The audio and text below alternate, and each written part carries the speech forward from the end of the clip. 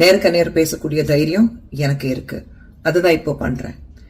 எத்தனை பேர் எனக்கு எதிராக, எனக்கு எச்சரிக்கையாக ஒரு சில விஷயங்கள் சொல்லியிருக்கிறாங்க.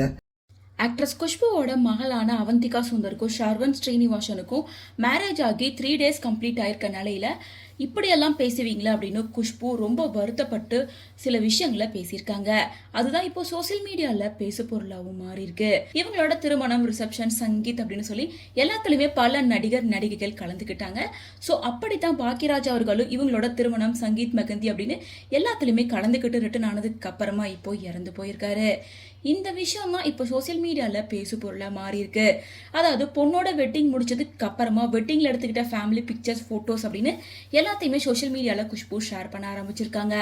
ஸோ அந்த டைம்ல தான் பாக்கியராஜ் அவர்கள் இறந்து போயிட்டார் அப்படின்ற செய்தி கேள்விப்பட்டு அவருக்கு இரங்கல் தெரிவிக்கிற விதமா ஒரு போஸ்டையும் ஷேர் பண்ணியிருந்தாங்க. அதுக்கு அடுத்தபடியாவே வந்து அவங்க ஹஸ்பண்ட் கூட ரொமான்டிக்கா நிக்கிற மாதிரியான ஒரு போஸ்டர் ஷேர் பண்ணியிருக்காங்க. இதை பார்த்த ரசிகர்கள் கொஞ்சம் கடுப்பாயிருக்காங்க. அதாவது என்ன சொல்றாங்கன்னா, பாக்கியராஜ் அவர்கள் காலையில இறந்து போயிருக்காரு, நீங்க 11 மணிக்கு அவருக்கு இரங்கல் தெரிவிச்சு ஒரு போஸ்டர் போடுறீங்க, 12:05க்கு இப்போ இப்படி ஒரு போஸ்டர் போடுறீங்களே, கொஞ்சமாவது உங்களுக்கு மனசாட்சி இருக்கா? நேத்து உங்க வீட்டுல சுப நிகழ்ச்சியில கலந்துகிட்ட திரைக்கதை ஜாமுவான் மறைஞ்சு போயிருக்காரு. இந்த போஸ்டர் நாகரிகம் கருதி நீங்க போஸ்ட் போடாமலே இருந்திருக்கலாம்.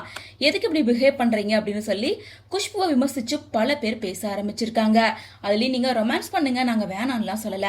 ஒரு மனுஷன் செத்து போயிருக்காரு, உன் பொண்ணு மேரேஜுக்கு தான் லாஸ்டா வந்திருக்காரு, அந்த அறிவு கூட இல்லாம இப்படி அசிங்கமா போஸ்ட் போடுறீங்களே அப்படின்னு சொல்லியிருக்காங்க. இதுக்கு ரிப்ளை பண்ண குஷ்பு என்ன சொல்லியிருக்காங்கன்னா, இந்த மாதிரி எல்லாம் பேசுறீங்க அப்படின்னா எதுக்காக என்ன ஃபாலோ பண்றீங்க? என்ன விமர்சிப்பதற்காக மட்டுமே நீங்க ஃபாலோ பண்றீங்கன்னா அப்படி எனக்கு தேவையில்லை, என்ன அன்ஃபாலோ பண்ணிட்டு போயிருங்க.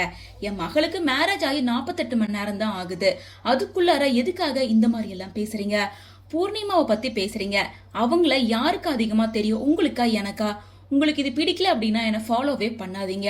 உங்களை மாதிரி இருக்கிறவங்க கிட்ட இருந்து நான் விலகி இருந்தேன்னா அது எனக்கு ரொம்ப நல்லதுதான்.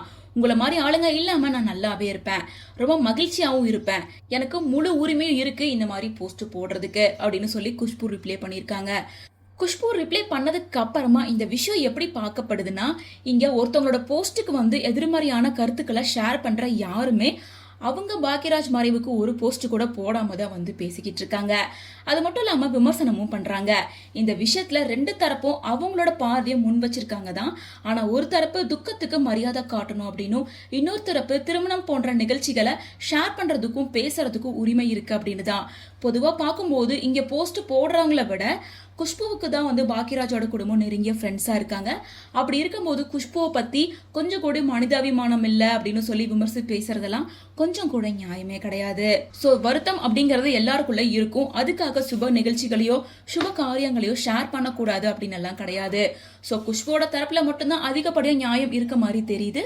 சோ இது பத்தி பொதுவான ஒப்பீனியன் என்ன அப்படின்றத கமெண்ட்ஸ் மூலமா ஷேர் பண்ணுங்க.